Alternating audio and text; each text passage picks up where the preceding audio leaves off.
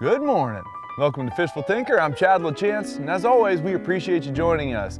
Now, we've got a familiar face with us right here, Mr. Curtis Welch. He's known as Mr. Gets It, but we're going to do something a little bit different today. We're going to put on a straight-up crankbait class.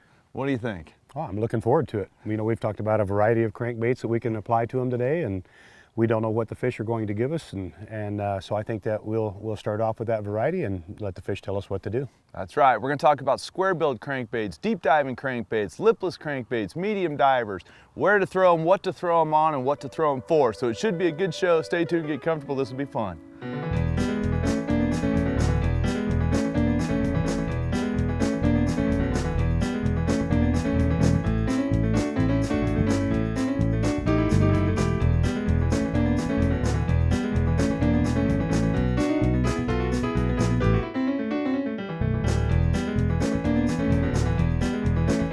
Fishful Thinker Television is brought to you by Sportsman's Warehouse, America's premier outfitter.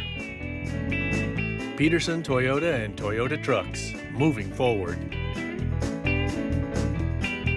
St. Croix Rod, best rods on earth.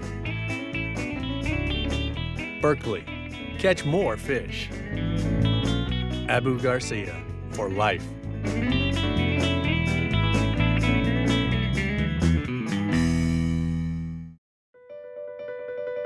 Fishful Thinker Television is brought to you by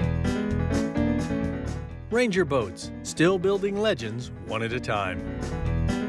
Evinrude, spend more time on the water. Lawrence, find, navigate, dominate. So the first crankbait we're going to talk about, a flicker shad. Now we've got a really calm condition here. We've got cool water, 55-degree water. It's first thing in the morning. We've got a flicker shad. It's got a tight wiggle to it. It's a very traditional crankbait. I like it better in open water, rock, not a heavy cover type bait. Excellent walleye bait. What do you think? I agree. And you know, we talked a little bit about the different types of crankbaits that we have. This really, to me, is to the finesse side of cranking. It's a very light weight. You almost have to throw it on a spinning rod. It's too light to throw on bait casting tackle. It's probably the only bait that we'll throw today on spinning tackle. Probably so. As we go crankbaiting, I would have to think. There's a fish right there. Oh, so one of the things about the flicker shad that I like is you can work it on a major stop and go retrieve. And like I just was doing right there, I purposely mixed it up because I went 4 casts in a row without catching one. Huh, flicker shad's not a bad bait. Look at this. Oh, nice. I got a nice one right here. All right, so that's a good deal. Well, that's a nice one. Yeah, pretty fish, and he's got that flicker shad stuck in his face. Easy, whoa. buddy, easy, buddy. Come on up here. Man, now that one took off like it was There had you some go. shoulders. There you go. And again, we're just playing them very, very slowly, not too much effort on the rod. Look at the hump on this one. Got a big old hump on his back. Wow. I got some crazy. What do you got there? It's a decent bass, but Is I think it? I got him hooked a little sideways. And Oh, that's a why nice bass. Here you go. I'll I'll have lip you him help right me here with- for you. All right. Right there. Oh, how Nice about one, that? Kurt. Nice. Nicely done. So Now the flicker that's shad. That's the value of the flicker shad. You know, it's a little bit more to the finesse side. It's got a very tight wiggle, not a huge amount of wobble, and I think the conditions we have this morning, That's I right. think that's matching what they want very well. Well, and the funny thing is we've got this real calm condition right now, and that to me means a more subtle crankbait. We talked a little bit about the flicker shad. Another very common thing is just a medium diving crankbait with a medium diving lip. When we're talking about diving lips, we're talking about the clear bill on the front of the bait. That's going to dictate how it wobbles. It's going to dictate how deep it runs. It's going to dictate the speed that you can reel it without the bait blowing out. And how it deflects off cover. And how snaggy it is. These are medium divers, round bills. I've got a wiggle wart. It looks like you've got a fat-free fingerling. So make a few casts with these and show you the deal. Now, we did the flicker shad on spinning rods and light braid. Well, now we're gonna get to more traditional crankbaits. Correct. And they're heavy enough that we can throw them on fluorocarbon. I've got 12-pound fluorocarbon, and I've got a Mojo, St. Croix Mojo glass crankbait rod. It's a very limber crankbait rod, and on the fluorocarbon, we'll see if that'll pan out. So let's try the medium divers here and see what the deal is with that. So I'm gonna throw it across my cover. I've got a rock jetty right here. I'm gonna throw across the jetty, and I'm gonna retrieve the bait down and try to make contact with the jetty itself. Okay. When I'm running a medium divers, I tend to run them on either a 5.4 or 6.4 to 1 reel. when we get into the deep divers, and what I'm referencing is the gear ratio. Every time I turn this handle on this winch, this spool goes around 5.4 times. It basically tells me my speed, like the transmission in your car. It tells me the speed that the bait's working. And the reason I like the slow gear ratio, especially as you get into bigger crankbaits, is because the speed, there we go. The speed is what dictates how hard it is to wind that bait. And so it's not so much about the speed that the bait's traveling, it's how much effort does it take to retrieve it. So now I got my wiggle wart loaded up right here. Easy, buddy. Another bass. Yeah, nice fish.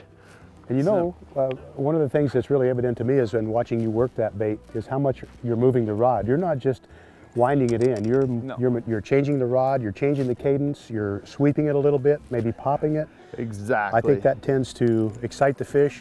It's a little more realistic, I believe. So here's the deal. Now we've moved to a whole nother section of the lake. We want to show you the square-billed crankbait. The square-billed crankbait is defined by the bill itself. It's got square edges, pretty straightforward, corners on it. Kurt's got more of a wake bait, which runs really high in the water column with a real wide wobble and will deflect off a lot of stuff. Mine will run a little bit deeper than his, but I've got real square edges on the bill, which will make it bounce off a lot of stuff. So between the two, if you look, we've got so much cover right here. This isn't what a lot of people would think of for throwing a bait with 2 treble hooks. Let's see if we can pick some bass out of shallow cover. One of the other things, oh, there we go. I was gonna say, one of the other things we have to figure out is, are the fish in deeper or out here on the edge? And that one just happened to be up in there a little further. Yeah, that's a nice, nice catch, fish, Kurt. too. And one of the things, I don't know if you really were able to notice it, but I felt like the only thing I could do to get this fish was to really leverage him with my rod up high, because there is a lot of cover right there. Him? There you go. And so once I had the fish on, I really had to keep my rod up high to keep him from burying down in and pulling the hooks out. So that's a good catch, and there you go. And that's why the shallow runner, heavy cover. That's only our second cast for here, guys. So we're telling our crankbait to our condition.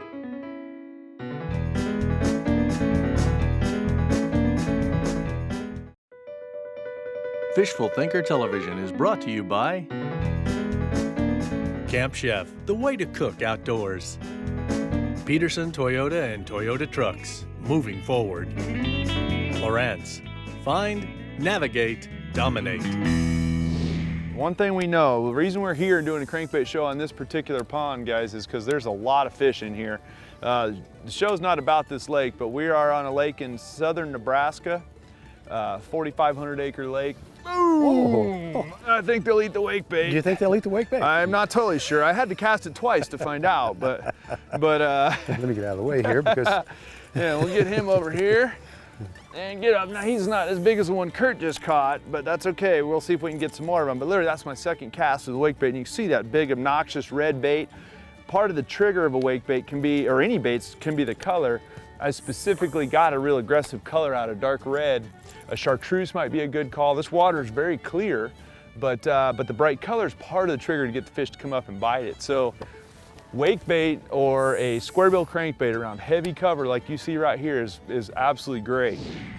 You know, I think that you and I've talked about this in the past. You know, being observant, paying attention to what's going on around you, a lot of times can get you another fish that you may not have got. Oh, that's a horse too. Nicely done. And hang on, I'll get that fish for you. Well done, Kurt. All right. Talking about being observant.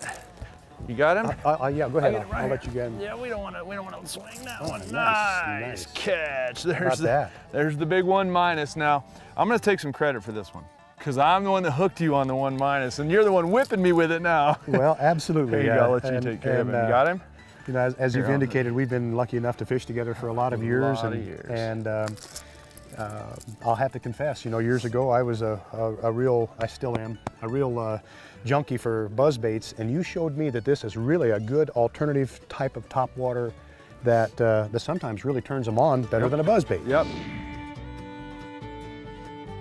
Now I downsized a little bit. I've been playing with a couple of different crankbaits just to see which one will be a better trigger in here. Different colors, you know. I mean, oh, boom! I'm thinking there's the wake bait. I told you he had the right bait. I think the 1- is kind of a. That's the deal right there, guys. Let me get up and out of the way, and I'll lip him for you right here. Well, give him a little. I think he's still a little green. You got him? Come here, fish. Easy. There we go. Nicely done. And I'm not gonna lie to you guys, we've been filming for a couple days on end, and my thumbs are raw. Mine Good job, are. Does that mean I haven't caught them? That just means I've been lipping too many of his fish. Good job, Kurt. All right, so I'm gonna keep the rod tip high, I'm gonna keep the reel in gear, and I'm just gonna burn the bait back and hope that it'll load up like that. That's the whole deal. If I let the bait go any deeper, then it's gonna snag. But if I keep the rod tip high and burn the bait back, it'll come over all those sticks and not get snagged. And so I'm just gonna swing him in here. We're gonna take our chances with that one. Yeah, he read the cue My card thumbs just are right. hurting. But at any rate, there it is. There's another purdy bass right here. Big old red lips on them. We love these guys. I'll kiss him. Mwah! Rod tip high. We're gonna throw it off the end of this beaver dam right here. Let the bait settle in a straight line. I'm gonna rod tip high and just come by there relatively quick and see if we can get, just on if you cue. can get one to just choke it like that. That's why you pay attention to make one good throw, people. We talk about that a lot. He got me wrapped right here. Yep. He There did. you go. Oh, no. Go around it. Which Wrap way? it. The other way. The other way. Go twice. The other way. The other way. Oh, okay. Keep going. Keep I going. can't see him. There, you Here, got it. just All take right. me to him. All right. Now he's almost off too. He's gonna come off. He's gonna go to him. Get his To him. lip, Go get his to lip. him. Go to him. Grab his lip. Take the rod. Take the rod. Take the rod. Take the rod. Tension on the rod. Got it. Okay. Now. Oh man. Okay. Got him. Teamwork right there, Man, dude. that was awesome. How about that? Nice, Nice fish. fish, too. Nice fish. Beautiful largemouth. That is not the prettiest catch I've ever made, but I'll tell you what, it's fun right there. It's in the boat. We talked about line already today. We talked about abrasion resistance. That right there was an excellent example of why we use good quality fluorocarbon. It's trying 100% fluorocarbon. This is 12 pound. It's not particularly heavy. That fish had me solidly wrapped on there, as you saw, for a while. Yes. And there are some frays in it, but it held up and did what it needs to do. So I'll strip like 4 feet off the end of here, retie the crankbait and get back after it.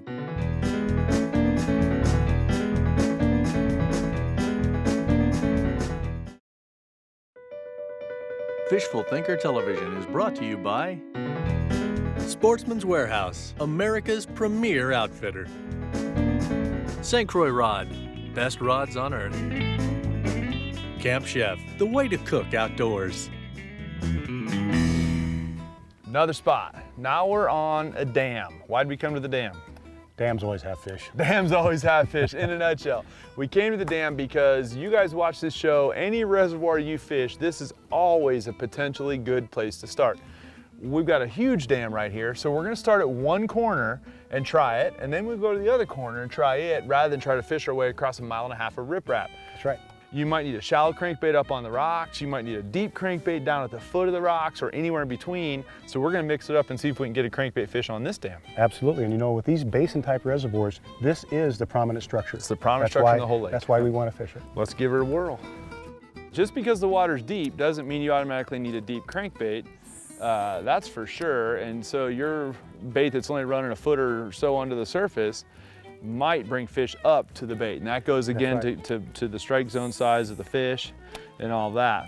And the other thing is that, you know, we have that 6 or 8 feet of really shallow rock there, and there may be fish up in there. We want to either eliminate that as part of the pattern, if the fish are up real shallow and hit. Oh yeah, or they could be out Or they deep, could be out deeper. like some of these real deep ones out here.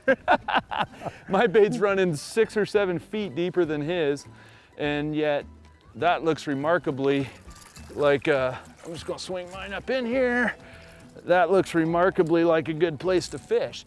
If you guys have any more questions about why we fish dams, this is our 3rd and 4th cast or something on the dam, and I had a hook up on the first one. It's really calm. A lot of guys will tell you this is not a good condition for cranking, but when you have fish that are willing to play, cranking's always a possibility. It is. And I asked Kevin Van Dam, most famous bass fisherman, most dangerous guy in bass fishing, why do you crankbait so much? You know what he said? You catch the biggest ones winding. That's good action right there. You know, a power fisherman like Kevin, you know, he's going to cover a lot of water. He's going to present that bait to so many more fish by That's right. speeding down the bank and That's right. really, really working the fish.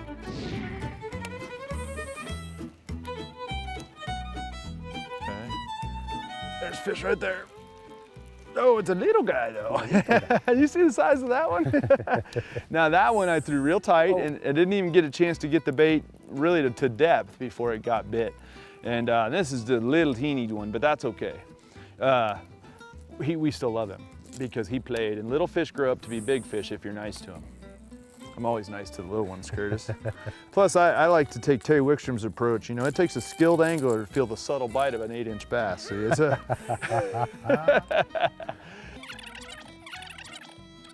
There's a fish right there. Oh, awesome. A nice one down deep. There we go. Now, it feels like it might be a better fish. Is, yeah, that's a better one there. That's the third fish you've caught down deeper, and so. Yeah, look at that crankbait on that one. That's a good sign. I think that small profile was the right deal. Look at that crankbait's gone.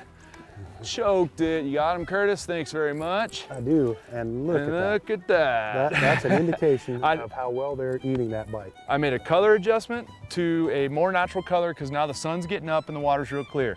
Second thing I did was make the profile adjustment because I felt like the other bait was just too big body-wise, but I like the depth. Boom. That was a good adjustment right there.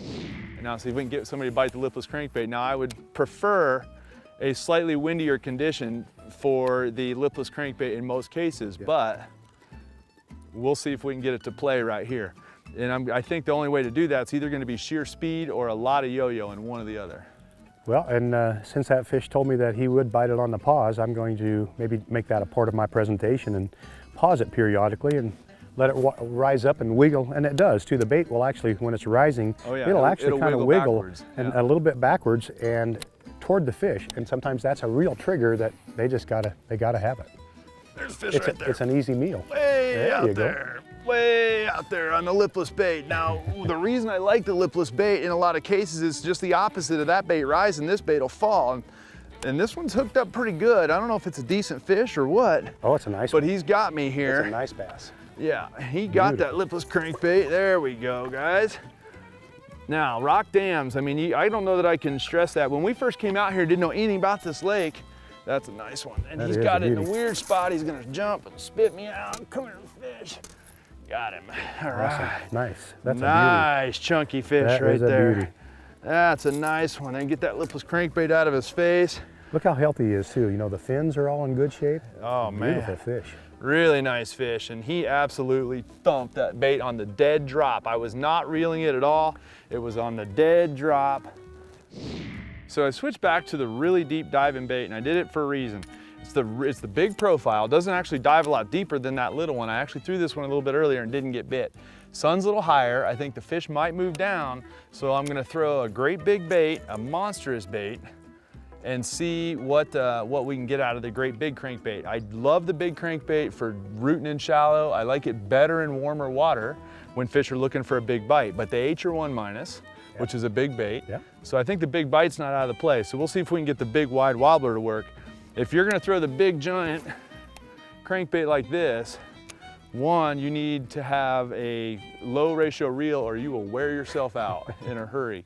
Now I threw it up shallow, and you guys are gonna say, well, why the deep diver up shallow? Well, I want it to stay as tight to the rocks as possible, and I'm working the angle down, and I'm hoping that it will deflect off as many rocks as it can on its way down. And it is still making bottom contact, and I got him. Oh, he came off. Oh, no. Oh, that thing thumped it. Again. Oh, man, that thing thumped it. How did I let him get off? Who knows? That could have been one of those walleye we were after. That's true. It could have been a walleye. I didn't think about that. I mean, he clobbered that thing, dude. And you're down there deflecting off the deeper cover. You can see, if you look at this rod tip right here, it's deflecting off those rocks on the bottom, and every now and then it'll hang up. I'll just give it a little bit of slack when it does that, but I'm just grinding that thing on the rocks all the way down here. Whereas the wiggle wart will not reach that depth. Correct. It'll touch the rocks up shallow, but not out deep. Right. So it doesn't have that where it's deflecting off of the cover and changing direction. So I think that's important if you can get it to deflect to get your bites. That's right. And in the case of, oh, see, now it hung. So if you look, that's hung solid. So if I just give it slack and wait a second, in most cases it will float up, and then I can go back to retrieving my bait just like that. If I'd have pulled on that thing, it would have just wedged it in more and more and more. So you couldn't get it out. You just got to be real patient with it. We Kurt loaded up on one. Ooh, that's a nice one right there too.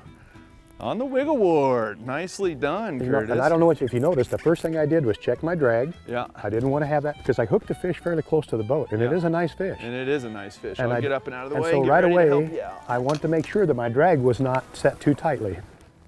Oh, he got that front hook right in the snoot. Come here, fish. Oh yeah. Ooh, it's always nice to have a partner who will land fish perfectly. Well, put the rod down. Did you? I want somebody to know that he just said I landed a fish perfect in the entire 150 episodes of Fishful Thinker. That's probably the first perfect landing I've ever had. You know, what a quality fish. So there you have it, guys. Crankbaiting.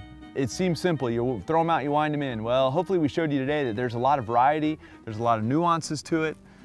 There's a lot of types of crankbaits and a couple of different types of rods to throw them on.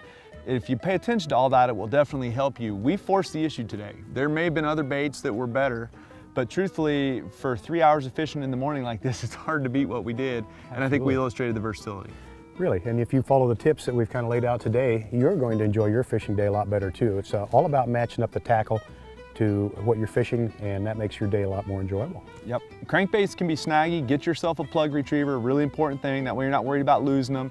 Be accurate if you're gonna fish around wood cover. Focus on your accuracy. We always say that on Fishful Thinker, but do that, I think it'll help you a lot. So we had a lot of fun today. Hopefully we taught you something. That's always our goal here on Fishful Thinker, and we appreciate you watching. If you want more information about Fishful Thinker, you can look us up on the web, of course, and you can also find us on Facebook at Fishful Thinker, and of course you can follow us on Twitter if you'd like as well. So, as always, we appreciate you coming out and being a guest on our show. It's always a lot of fun, and thank you again for inviting me. Curtis Welch right here, most famous bass guy you've never heard of.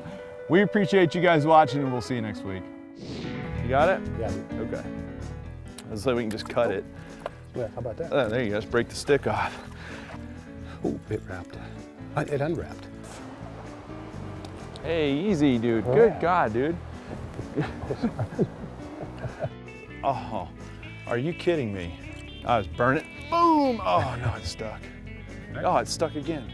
And you got a fish. I got a snag. All right, cut for a second. Cut for a sec. Cut for a second. He was.